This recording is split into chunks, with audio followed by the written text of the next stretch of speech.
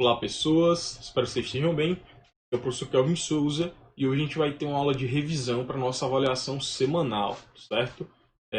De antemão, tá? Eu enviei para vocês o roteiro, tá?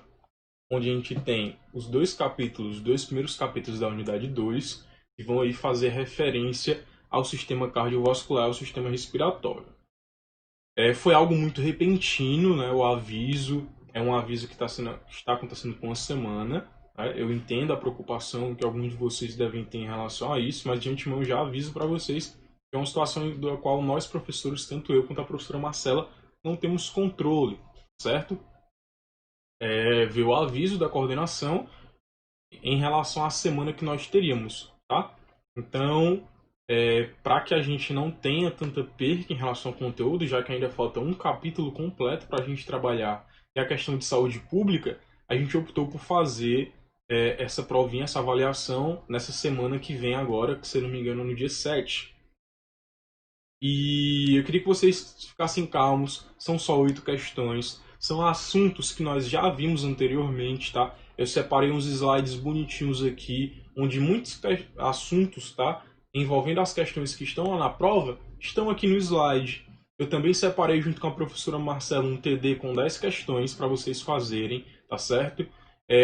Então, assim, vocês já produziram bastante coisa, bastante material, tá? Então, não se preocupem tanto com isso, porque a pontuação ela vai ser ajustada de acordo com o que vocês vão entregando. Então, tantas atividades que eu passei por fora, quanto a questão da maquete do pulmão artificial que a gente fez, tudo isso vai ser levado em conta, tá? Então, eu queria que vocês não se desesperassem, tá? Qualquer dúvida que vocês tiverem, mesmo após a aula, podem estar respondendo aqui na caixa de comentários, que eu vou dialogando com vocês. Kelvin, eu ainda não enviei nenhuma atividade, a Nisa estava até falando comigo essa semana que alguns alunos vão começar a reenviar, então reenvia tudo que tu tem. Se tu não enviou ainda o material de forma adequada, envia para mim, para a gente conseguir fechar essa pontuaçãozinha, tá? A prova de vocês ela vai ser online, tá lá tudo bem bonitinho, bem estruturadazinho. O tio Kelvin fez com o maior carinho e atenção para vocês junto com a professora Marcela. Ela não está difícil e é basicamente o conteúdo que vocês viram durante as aulas, tá? E é ainda melhor porque você tem a opção de estar revisando aí esse conteúdo, tá bom? Então é extremamente importante que você reveja os vídeos desses dois capítulos, tanto os vídeos em que eu estou dando aula, quanto os que a professora Marcela está dando, já que são ali a complementação um do outro, tá bom? Então a gente inicia falando sobre o sistema cardiovascular, tá? Ele vai ser formado pelo coração, pelos vasos sanguíneos e pelo sangue. A função do sistema cardiovascular é fazer com que o sangue chegue em todas as partes do corpo, em todas as extremidades. E para que isso aconteça, eu preciso ter, certo? Um mecanismo específico que faça esse papel de bombear, tá? E de transportar esse sangue. Então, a gente tem dentro aqui do sistema cardiovascular o meu coração, eu tenho o meu pulmão e eu tenho o meu corpo atuando em conjunto para que a circulação ocorra. A partir disso, eu tenho então que o coração vai ter esse papel de bombear o sangue, os vasos sanguíneos vão realizar o transporte e o sangue vai ser o material a ser transportado. Não somente o sangue, mas carregado de minerais, nutrientes e de trocas gasosas também, que a gente vai já ver na frente, mas principalmente em relação ao oxigênio, já que as hemácias têm essa função de captar essa molécula de oxigênio e transportar ela pelo corpo, oxigenando todo o nosso corpo. Então, assim, esses órgãos eles atuam em conjunto. Certo, Kelvin, mas como falar de sistema cardiovascular e não falar do pulmão? Já que é dentro do pulmão que vai ocorrer essa troca gasosa do ar repleto de oxigênio que eu capturo pelos meus pulmões e a troca gasosa que é relacionada à hematose, onde eu vou estar transformando o gás oxigênio, tá certo? E liberando aí o gás carbônico após essa troca gasosa, tá? Então, o coração ele vai estar localizado ali no meio entre os dois pulmões, um pouco mais para o lado esquerdo, tá? Essa região onde ele está localizado é chamado de mediastino. É formado por um músculo estriado cardíaco, tá? Vocês lembram lá do sexto ano que a gente viu os tecidos musculares? E o nome desse músculo estriado cardíaco é miocárdio, A divisão em relação ao coração, ele é composto por dois átrios, sendo um direito e um esquerdo, assim como dois ventrículos, direito e esquerdo também. O lado direito percorre-se o sangue venoso, enquanto no lado esquerdo a gente tem um sangue arterial. Tá? Os batimentos são relacionados com a sístole, que é o momento de contração do coração, e a diástole, que é o relaxamento aí do órgão. Então eu tenho na sístole a contração do coração e na diástole o relaxamento. A circulação vai ser de dois tipos. Eu vou ter uma pequena circulação que vai ocorrer entre o pulmão e o coração para a troca gasosa, onde vai ocorrer o processo de hematose, e eu vou ter uma grande circulação que vai ocorrer entre o coração e todo o resto do corpo, tá? Então, pequena e grande circulação. O sangue, ele vai ter algumas funções. A primeira delas é o transporte de substâncias, oxigênio, gás carbônico, hormônios, nutrientes e substâncias a serem excretadas do organismo. A defesa do corpo contra agentes invasivos, que a gente chama de agentes patogênicos ou agentes causadores de doenças. Eu vou ter a coagulação e o início da cicatrização dos locais em que ocorrer algum ferimento, onde ocorra um rompimento de vaso, tá? Geralmente ocorrido por machucados. A manutenção da temperatura corporal. E a composição desse sangue é de basicamente uma parte composta por plasma, outra de glóbulos blancos e plaquetas, tá? E outras de glóbulos vermelhos. Os glóbulos brancos são chamados também de leucócitos, enquanto os glóbulos vermelhos recebem o nome de hemácias, mas a gente também encontra em alguns livros, o próprio livro de vocês também traz, que essas hemácias também podem ser chamadas de eritrócitos. A partir disso, eu tenho que o plasma ele é a parte líquida do sangue e eu tenho elementos figurados que compõem a parte sólida. Então, a composição desse sangue. Eu vou ter um plasma que é rico em água, sais minerais e proteínas. Eu vou ter os glóbulos vermelhos, as hemácias e os eritrócitos, que vão transportar o oxigênio que vai ser captado pelos pulmões, levando ele por todo o corpo. Eu vou ter as plaquetas e os trombócitos auxiliando na coagulação sanguínea.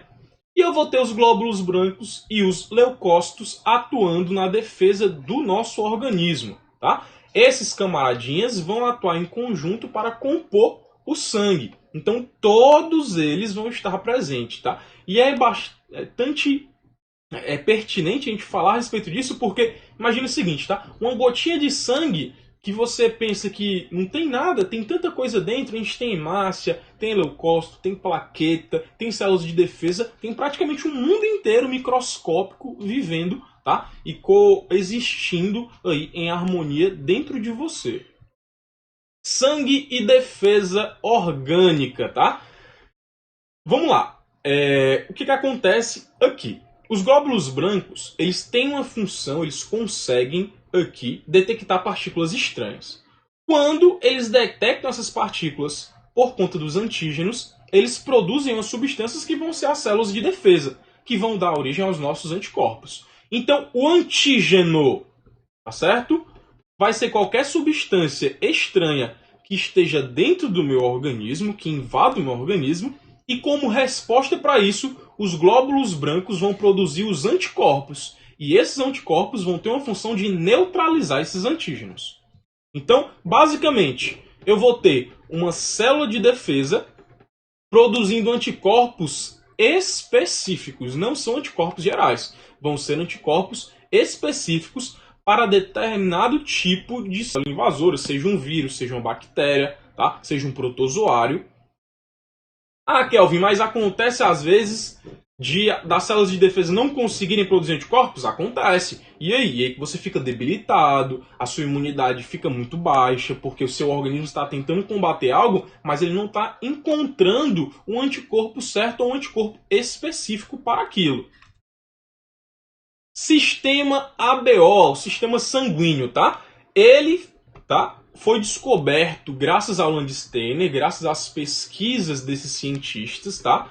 E ele percebeu o seguinte: Com os testes que ele fez em relação ao sangue, ele descobriu que algumas hemácias que continham um aglutinogênio A apresentavam um tipo sanguíneo que era o A, e a mesma coisa se repetiu para o B, que apresentava um tipo sanguíneo B.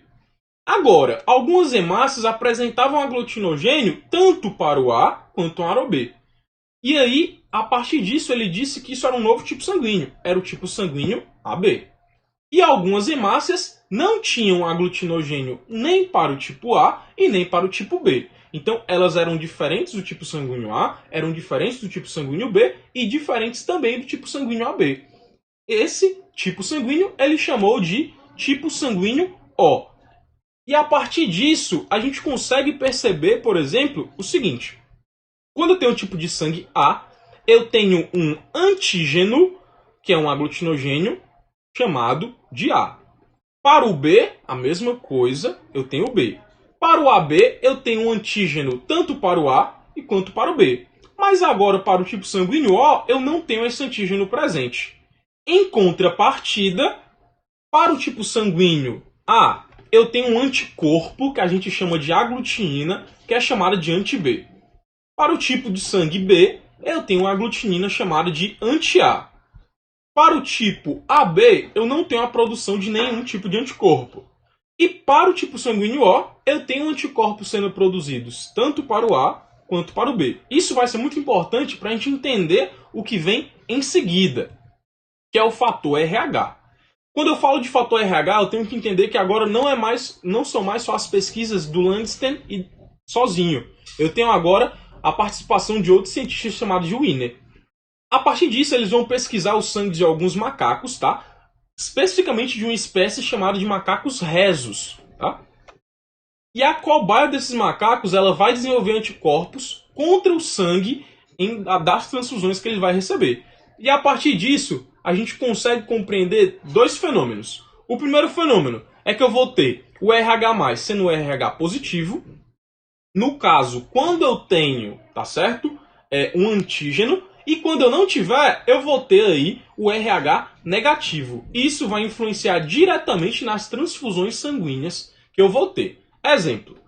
O A positivo, fator RH positivo, tá? Tipo sanguíneo A, ele vai conseguir doar sangue tanto para o A positivo quanto para o AB positivo.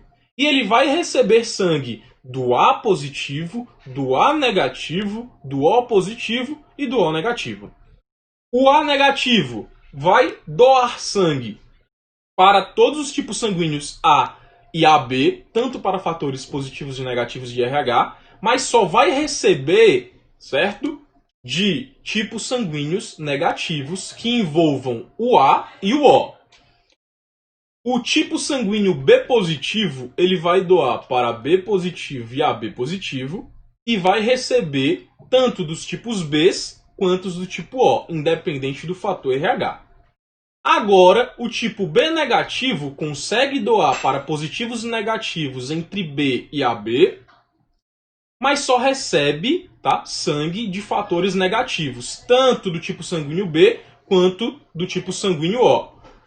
O tipo sanguíneo AB positivo doa para o tipo sanguíneo AB positivo e recebe de todos os tipos sanguíneos. O tipo sanguíneo AB negativo, ele doa sangue para o AB positivo e AB negativo e recebe sangue, tá certo? De A negativo, B negativo, AB positivo e O negativo, enquanto o O positivo, tá certo? Doa para todos os tipos positivos, mas só recebe de O positivo e O negativo. O último, tá? O O negativo, ele doa para todos os tipos sanguíneos, mas só recebe de O negativo. A partir disso, a gente percebe duas coisas. A primeira, o tipo sanguíneo AB positivo, ele é chamado de receptor universal, ele recebe de todos os tipos sanguíneos, enquanto o O negativo doa para todos os tipos sanguíneos e é chamado de doador universal. Todos os tipos sanguíneos que apresentarem um fator, tá, sanguíneo negativo, eles vão ter, tá, limitações em relação à recepção sanguínea.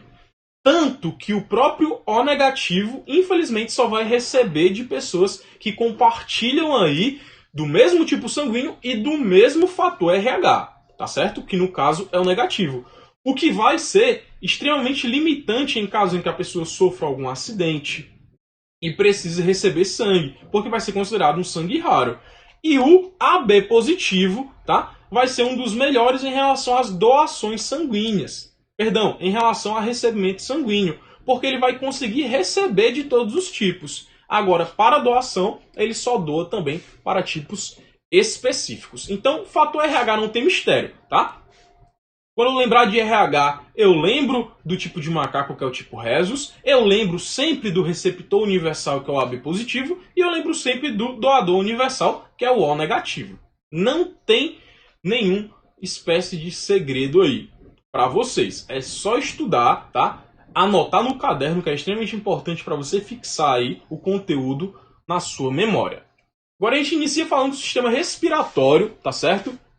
Esse sistema respiratório, ele é formado pelo aparelho respiratório, pelas vias respiratórias, pelos pulmões, pelos músculos, principalmente os intercostais e o diafragma, tá? Então, eu tenho dois tipos aqui de atividades. Eu tenho uma inspiração, que é quando eu puxo esse ar, e eu tenho uma expiração, que é quando eu solto esse ar. Então, inspiração e expiração vão ser as atividades, tá, mecânicas mais comuns aqui no sistema respiratório. E a principal função desse sistema vão ser as trocas gasosas que vão ocorrer dentro de um organismo. Ou seja, o ar ele vai passar por todos esses órgãos que compõem o sistema respiratório. E a respiração nada mais vai ser do que esse processo que a gente comentou agora, tá certo? Dessas duas etapas. Tanto a inspiração, que é a captação de oxigênio, quanto a expiração, que é a liberação agora de gás carbônico, já que vai ocorrer nos pulmões uma troca gasosa, aquela lá que a gente chama de hematose, tá? A respiração celular, ela tem a função de gerar energia dentro do corpo humano, tá certo? Ela vai ocorrer a partir da ingestão de carboidratos, que vai se transformar em alguns açúcares, como a glicose, que junto com o oxigênio vai dar origem à respiração celular. Como eu vou ter a transformação desse oxigênio por conta do processo de hematose, eu tenho uma liberação de gás carbônico e de água. Se eu gero energia em excesso, essa água ela é dissolvida em sais minerais e sai pelos poros, no que a gente conhece como suor. Tá? O suor nada mais é do que uma liberação de energia. Como é que eu sei que eu estou liberando energia, Kelvin? Porque geralmente quando a gente faz atividades físicas regulares ou intensas, quando a gente está suando, tá? Suando com U, por favor, não é soando com O, porque quem soa é sino, tá? Então quando a gente está suando, a nossa pele ela tende a ficar mais quente, a nossa temperatura corporal aumenta, porque nós estamos aumentando o nosso ritmo cardíaco. Por consequência, nós estamos inspirando mais ar e expelindo mais ar também, fazendo com que essa energia vá aumentando. Claro, essa energia ela é limitante. Dependendo da sua configuração corporal, algumas pessoas gerarão mais energia e outras menos energia. Então, a respiração celular é a reação química que vai originar o gás carbônico eliminado na expiração e a energia que a gente vai consumir nas nossas atividades diárias, tá? Nossos pulmões, nós temos dois pulmõezinhos, tá? Cada pulmão tem 25 centímetros de comprimento, ambos pesam em torno de 700 gramas e o esquerdo é levemente reduzido para conseguir comportar o coração. O espaço entre esses dois pulmões que a gente comentou lá no sistema cardiovascular é o mediastino. Os pulmões eles são revestidos por uma membrana e essa membrana ela é chamada de pleura. Ela tem uma função de proteger os pulmões, tá? E internamente, dentro da pleura, eu tenho aí milhões de alvéolos. Perdão, no caso, dentro dos pulmões, eu tenho aí milhões de alvéolos e cada alvéolo vai apresentar uma fina camada de tecido e vai ter capilares sanguíneos, que são aquelas últimas compostos de vasos, tá? Os vasos mais finos. E é por esses vasos que vai ocorrer o processo de hematose, tá? É graças a esses alvéolos aí que o ar consegue entrar e consegue sair. O ar entra, ocorre a oxigenação, Ocorre o processo de hematose, ocorre a substituição desse oxigênio por um gás carbônico e eu tenho aí a saída desse gás, né, desses gases de dentro do nosso corpo pelo processo de expiração. E aí, dentro dessas trocas gasosas, ocorrem dentro dos alvéolos. E quando ocorre um problema em relação a essa fisiologia da respiração, eu tenho, por exemplo, um caso em que eu tenho uma inspiração congestionada, ou eu tenho um processo de pneumonia, que é quando eu tenho um acúmulo de líquido dentro dos pulmões, e eu tenho, por exemplo, processos em que ocorram a inflamação dos brônquios. Inflamação dos brônquios, eu lembro o seguinte, caramba, o Kelvin falou que algumas inflamações, elas têm um sufixo, que é o que vem depois do nome. Exemplo, sufixo muito comum para inflamações é o sufixo "ite", rinite, tá? Faringite, tudo isso remete a inflamações. Então a bronquite é a inflamação dos brônquios, onde está armazenado ali os alvéolos. Então, por conta de algumas situações em que ocorre pneumonia e bronquite, as pessoas ficam com a capacidade de respiração prejudicada, leva a enfisemas pulmonares, leva a dificuldade de respiração e em alguns casos pode levar até a morte. Então, pessoal, muito simples aqui a nossa aula de revisão aqui para a nossa provinha. A prova vai cair basicamente só esses conteúdos. Separamos aí, eu e a professora Marcela, 10 questões para vocês realizarem, tá? Espero que vocês se divirtam fazendo as questões. Qualquer dúvida, deixa aqui na caixa de diálogo para a gente tirar. Um beijo do tio Kelvin para vocês. Se cuidem, tá? Eu vou fazer da seguinte forma. Eu vou colocar a aula na quarta-feira, tá? O roteiro já tá lá, então você vai tirar a quarta-feira para estudar. E na quinta-feira, tá? Eu libero os exercícios para vocês. Então, ó, quarta-feira você vai estudar, você vai fazer anotações no seu caderno, você vai fazer anotações na sua apostila se você tiver, tá certo? Com ela em mãos. Se você não tiver, você vai só anotar no caderno mesmo, e a lápis, a caneta, na mão mesmo. E na quinta-feira eu libero para vocês os exercícios, tá? Um beijão do tio Kelvin, tenha uma ótima semana, simbora aí tirar 10 nessa provinha. Tchau, tchau!